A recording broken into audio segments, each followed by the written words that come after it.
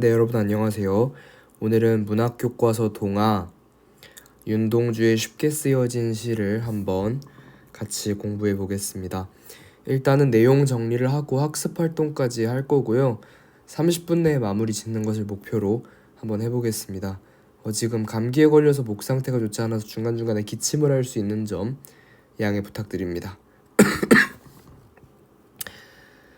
자, 제목부터 볼까요? 제목이 뭐죠? 쉽게 쓰여진 시입니다. 일단 제목의 의미를 먼저 살펴보기 이전에 이제 윤동주라는 시인을 볼게요. 윤동주라는 시인은 정말 많이 나오는 시인인데 윤동주는 이제 일본에서 유학을 했던 경험이 있습니다. 하지만 이것보다 더 중요한 것은 뭐냐면 시기가 바로 일제강점기죠. 일제강점기에 주로 활동했던 시인이기 때문에 그것과 관련된 지식인으로서 느끼는 부끄러움, 성찰 뭐 이런 것들이 많이 드러나 있습니다. 주요 작품으로는 서시, 별에는 밤, 참외록 등등이 있습니다. 자, 그럼 한번 볼까요? 제목의 의미부터 보겠습니다. 쉽게 쓰여진 시가 도대체 뭘 의미할까?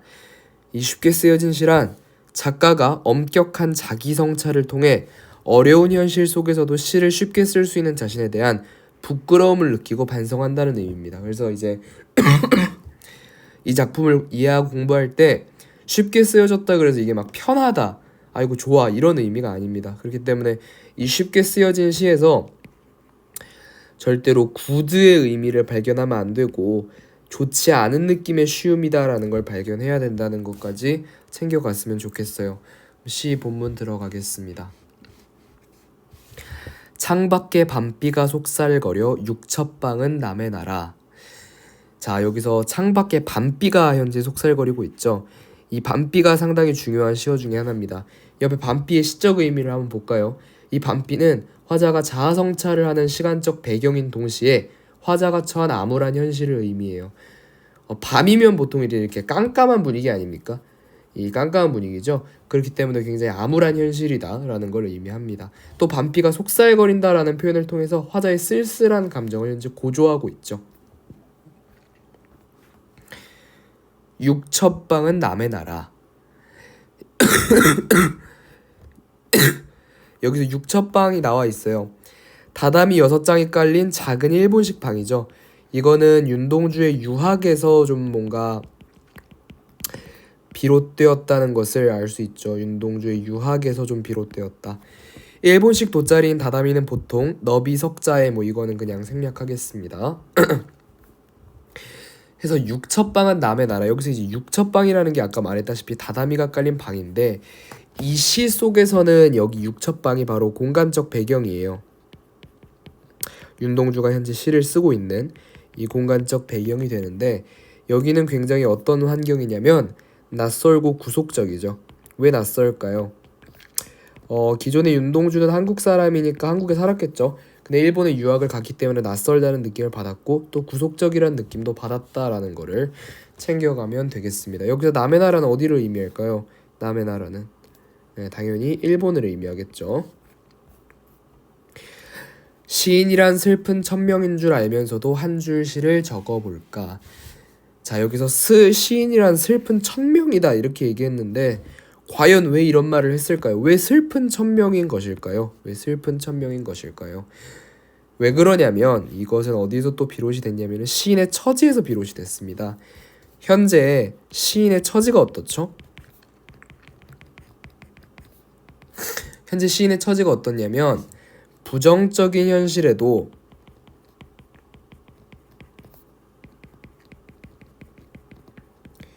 적극적으로 저항하지 못하죠. 적극적으로 저항하지 못하고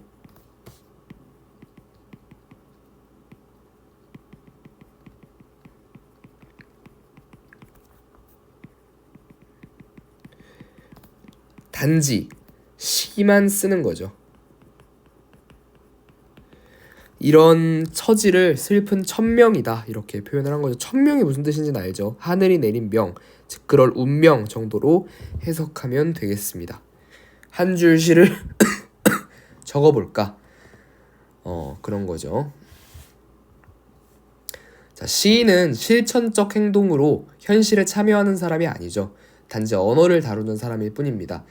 이제 그렇기 때문에 이제 암담한 현실에 힘을 발휘하지 못하는 사람이 시인인 것을 인식하면서도 시를 쓸 수밖에 없는 괴로움, 이런 것들을 바로 슬픈 천명으로 표현했다라는 것을 챙겨가면 되겠습니다. 다음 볼까요?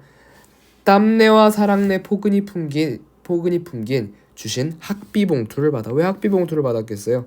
아까 얘도 마찬가지로 유학과 관련 있는 내용인 거죠. 대학 노트를 끼고 늙은 교수의 강의를 들으러 간다. 여기서 굳이 뭐 젊고 파릇파릇한 교수가 아니라 이 늙은 교수라고 지칭한 데에는 이유가 있는데요. 이 늙은 교수가 의미하는 것은 현실의 문제를 해결 못하는 그런 낡은 지식을 의미한다라고 볼 수 있겠고, 또 여기서 학비 봉투를 받아서 강의를 들으러 가는 것까지 굉장히 태도가 어떻죠? 굉장히 무기력하고 소극적인 태도죠. 그러니까 그냥 돈을 줬으니까 난 간다 이런 거죠. 돈을 줬으니까 가는 거고, 그냥 늙은 대학 교수의 강의 들어야 되니까 듣는 거고, 굉장히 무기력하고 소극적인 모습. 이런 게 바로 뭐냐면 화자가 나중에 가서 반성하는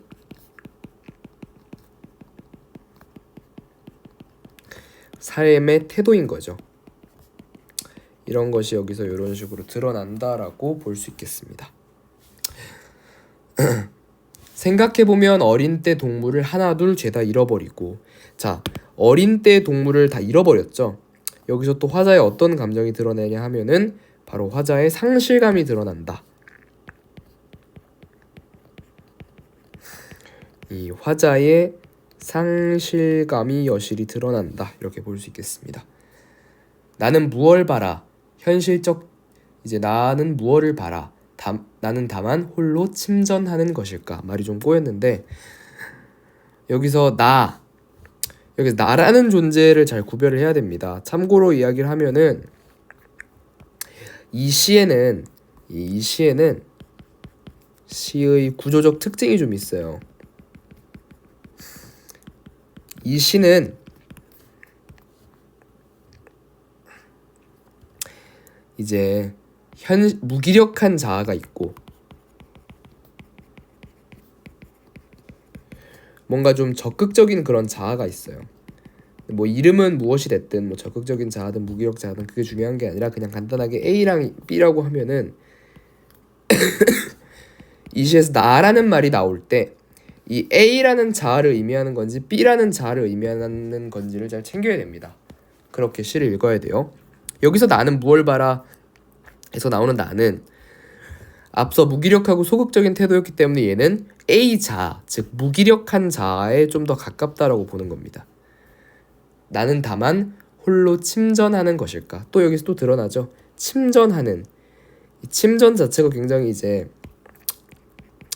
하강적 이미지라고 볼 수 있는데, 이 하강적 이미지를 통해서 다시 한번 무기력하고 소극적인 모습을 드러내는 거죠.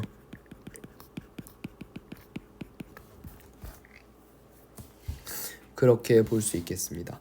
이 나의 내면적 자아는 억눌리고 암담한 현실을 인식하고 있으나 이제 나의 현실적 자아는 잘못된 현실을 어쩔 수 없는 것으로 체념하고 무기력하게 살아갑니다. 그래서 이 무기력한 자아를 현실적 자아라고도 우리가 표현을 하고, 적극적 자아를 우리가 내면적 자아다 뭐 이렇게도 표현합니다. 그리고 또 여기서 어떤 특징이 좀 드러나냐면 내면적 자아와 현실적 자아의 갈등 속에 이루어지는 자기 성찰의 과정을 의문문의 형식으로 드러내요. 그래서 의문문의 형식을 통해서 일상적 무의미한 삶에 대한 회의감도 드러난다. 그래서 여기 또 써놔야 될 것 중에 하나가 바로 회의감입니다. 이런 무기력한 태도에 대해서 스스로가 좀 회의를 많이 느끼고 있는 그런 모습도 보여주고 있어요. 인생은 살기 어렵다는데 시가 이렇게 쉽게 쓰여지는 것은 부끄러운 일이다. 여기서 인생은 살기 어렵다는데 이건 또 뭘 염두에 두고 있는 표현이냐면 얘는 이제 일제강점기에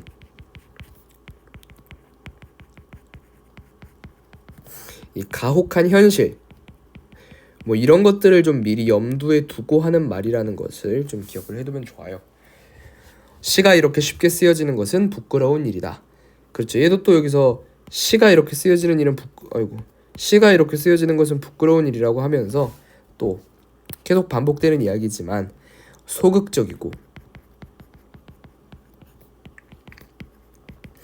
무기력한 자신에 대한 성찰이죠.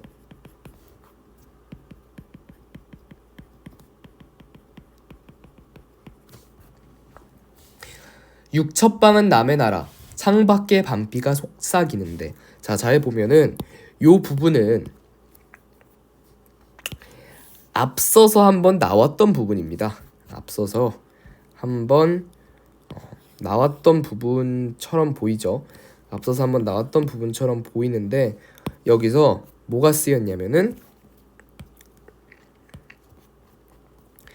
바로 이런 걸 뭐라 그러냐면 변조적 반복이라 그래요. 왜 변조적 반복일까요?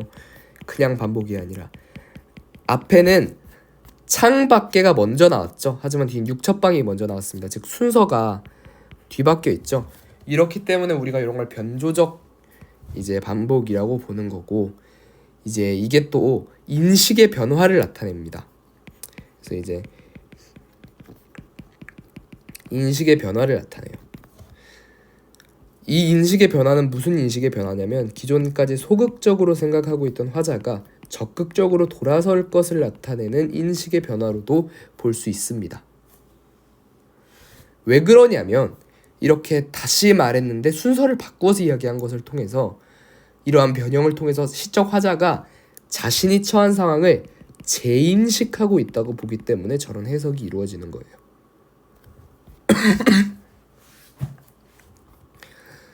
등불을 밝혀 어둠을 조금 내몰고 자, 지금 보니까 여기서 어둠이 또 아까 밤과 마찬가지로 굉장히 뭘 상징하느냐? 부정적 현실을 상징합니다. 그런데 지금 어떻게 하고 있어요? 바로 내몰고 있죠. 확연히 앞서 나왔던 태도랑은 다른 모습, 적극적인 모습을 여기서 지금 보여주고 있습니다. 시대처럼 올 아침을 기다리는 최후의 나. 시대처럼 올 아침이라는 것은 여기 상당히 중요한 것 중에 하나인데 여기서는 어둠과 대비되는 뭘 나타내죠? 희망찬 미래나 광복을 상징하겠죠. 여기서 최후의 나는 앞서 있었던 것 중에서 이 B에 해당한다고 볼 수 있어요. 내가 이제 바뀐 모습이죠. 적극적이고 성숙해진 표면적 자아가 아니라 내면적 자아다 이렇게 볼 수 있는 겁니다. 나는 나에게 작은 손을 내밀어 눈물과 위안으로 잡는 최초의 악수. 여기서 굉장히 중요한 게 뭐냐면 나가 등장하고요. 여기서 또 나가 등장합니다. 근데 이 나는 나에게 했을 때 이 나가 B의 나, 즉 성숙해진 내면의 자아고 A가 성숙하지 않은 이 표면적 자아, 즉 현실적인 자아다 이렇게 보는 겁니다. 그래서 눈물과 위안으로 잡는 최초의 악수라고 했어요. 이 최초의 악수는 우리가 분열된 자아의 화합이다 이렇게 표현합니다. 시가 좀 쉽지는 않아요. 한 번에 좀 요약을 하면서 좀 보면은 일단 이 시의 갈래는 어떻게 될까요? 자유시고 좀 문제가 생겼네요. 자, 이 시의 이런 갈래는 자유시면서 서정시죠. 성격은 반성적이죠. 왜 반성적일까요? 계속해서 여기 앞서 나왔던 것처럼 뭐 회의감이 또 든다. 또 이렇게 중간에 이렇게 의문문의 형식으로 반성을 하면서 후에 이런 식으로 재인식을 통해서 변화로 이어지는 이런 식으로 반성적인 모습을 보여주고 있습니다. 이와 또 마찬가지로 저항적인데요. 이 저항적이라는 것은 뭐 다양한 의미의 저항으로서 볼 수 있습니다만 뭐 대표적으로는 순종적인 나에 대한 저항으로 보는 게 가장 적합할 것 같습니다. 제재는 일본으로에서의 유학생활과 시가 습게 쉬는 것에 대한 부끄러움이죠. 부끄러움이 핵심입니다. 주제는 어두운 현실을 살아가는 지식인, 윤동주는 지식인입니다. 자기 성찰과 현실 극복 의지라고 볼 수 있죠. 여기서 또 핵심 중에 하나는 바로 현재 살아가고 있는 것이 어두운 현실이라는 거에 주목해서 좀 읽어보면 됩니다. 특징은 밝음과 어둠의 시각적 이미지를 대립시켰다. 시각적 이미지를 대립시켰다는 부분인데요. 어디서 드러나냐면 여기 앞에서는 뭐라고 했죠? 밤비라고 했죠. 하지만 그 뒤에 등불을 밝혀서 어둠을 내몬다는 표현이 나오죠. 뭐 이런 걸 통해서 어둠의 대비라고, 어둠과 밝은 것의 대비라고 볼 수 있죠. 이런 것은 현실과 부정적인 현실과 극복 의지를 드러낸다고 볼 수 있어요. 또 현실적 자와 내면적 자의 대립은 앞에서 보여줬죠. 순종적인 나의 모습을 통해서. 하지만 그 이후에는 최초의 악수를 하면서 화해를 한다. 이것을 통해서 시상이 전개된다. 이렇게 볼 수 있겠습니다. 됐나요? 자,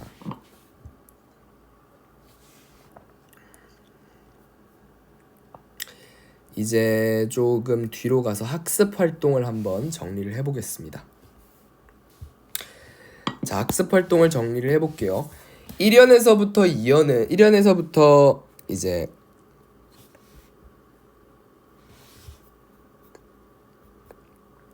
2연 봅시다. 시의 내용.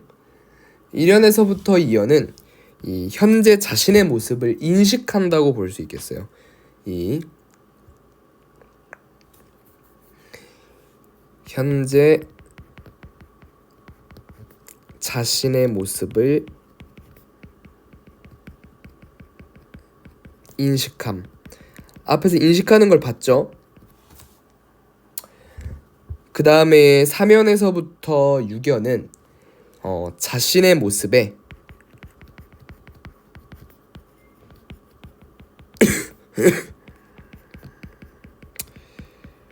부끄러움을 느낍니다. 그래서 여기서 7연을 좀 떼놨는데 여기서부터 1, 2, 3, 4, 5, 6 7이 이거거든요. 인생은 살기 어렵다는데 시가 이렇게 쉽게 쓰여지는 것은 부끄러운 일이다. 여기선 어떤 거죠? 이 자신의 모습을 성찰하고 반성한다고 볼 수 있겠죠. 마지막 8에서부터 10연은 아까도 말했다시피 미래에 대한 희망을 발견했죠.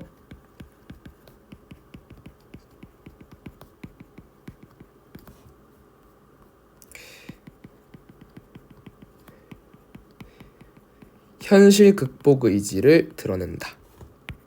이런 식으로 정리할 수 있겠어요. 자, 앞에서 얘기했다시피 이 두 개의 나가 다르다고 얘기를 했는데 이 나와 이 나가 다르죠.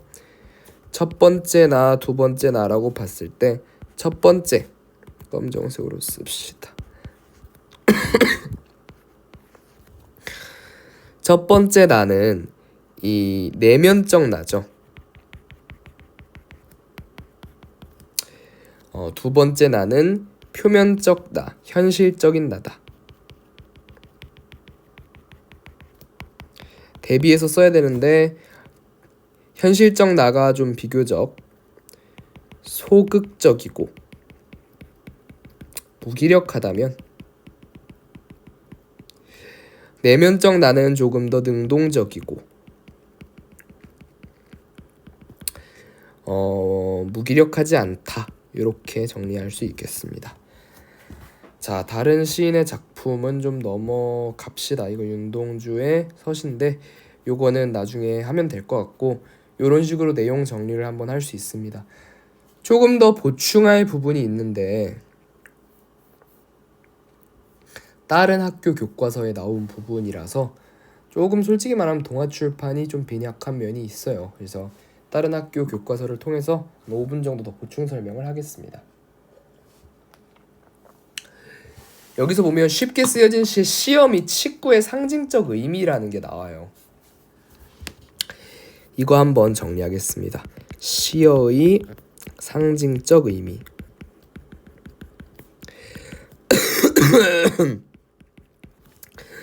시어의 상징적 의미가 나오는데 밤비랑 어둠, 그리고 육첩방, 그리고 나서 등불, 그리고 나서 시대처럼 올 아침,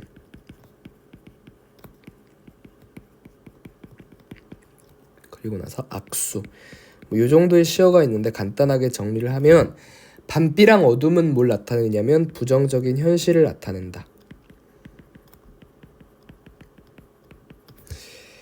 육첩방은 현재 화자의 위치다가 중요해요. 현재 화자의 위치, 억압하는 공간이다.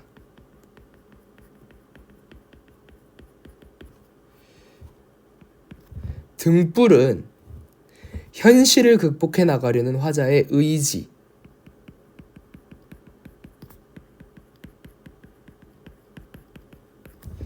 시대처럼 올 아침은 희망찬 미래,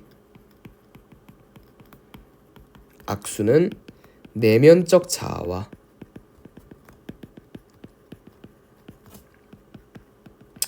현실적 자아의 화해다. 이렇게 보면 되겠습니다. 그리고 나서 또 어떤 부분을 좀 살펴보면 좋을까요?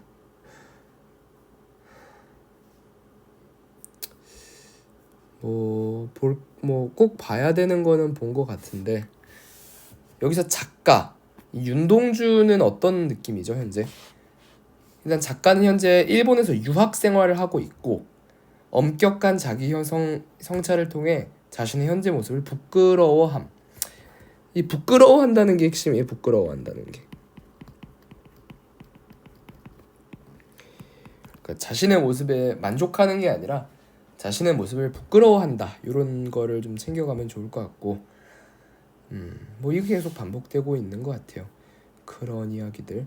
그래서 여기서는 봐야 되는 게 바로 뭐냐면 딱 키워드 3개로 정리한다 그러면 하나는 자기 성찰, 자아 성찰.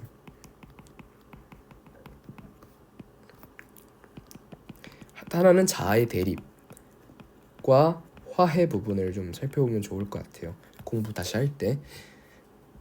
그리고 나서 시대적 배경 이런 것도 좀 챙겨보면 좋겠죠. 일제강점기라는 거. 그 속에서 시가 가지는 의미 이 정도를 파악을 해보면 전체적으로 공부하는 데는 어렵지 않을 것이다 라고 생각합니다. 학습활동도 한번 이렇게 봤고 오늘 쉽게 쓰여진 시는 여기서 마무리할게요. 이상입니다.